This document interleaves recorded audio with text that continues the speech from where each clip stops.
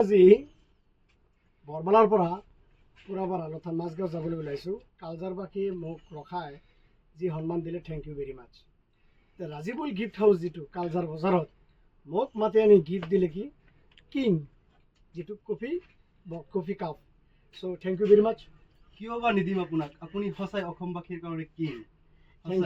Thank you very much, বহুত বহুত for your love, for your wonderful gift. এইটো পুৰা কিঙে দেখোন, ইংলেণ্ডৰে গিফ্ট দিছে। মই ইংলেণ্ডত থাকি কাৰণে ইংলেণ্ডৰে গিফ্ট দিছে মোক। থেংক ইউ ভেৰি মাছ। চ' আপোনাৰ গিফ্ট যিটো মই যতনেৰে ৰাখিম, নিশ্চয় মই এইটো ইংলেণ্ডতো লৈ যাম।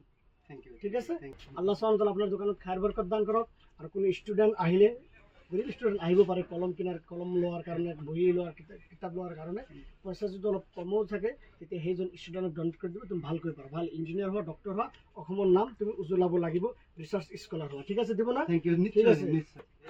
এইটোৱে লাগিব আমাৰ। এইটো কলম গিফ্ট দিছে, থেংক ইউ ভেৰি মাছ। ঠিক আছে, মই লৈ গ'লোঁ। ঠিক আছে, থেংক ইউ ভেৰি মাছ। এই দোকানত আহিব, ভাল লাগিছে আহি, আপোনালোকেও আহিব মাজে মাজে। বেৰেষ্টাৰ ছাৰ অহাৰ লগে লগে এয়া চাব পাৰে ৰাজীবুল গিফ্ট হাউচৰ দৃশ্য।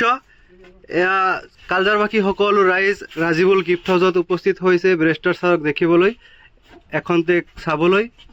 এয়া চাব পাৰে চাৰিওফালে ৰাজীবুল গিফ্ট হাউচৰ। থেংক ইউ ছাৰ, আপুনি ৰাজীবুল গিফ্ট হাউচত আহিছে। ধন্যবাদ, অশেষ ধন্যবাদ।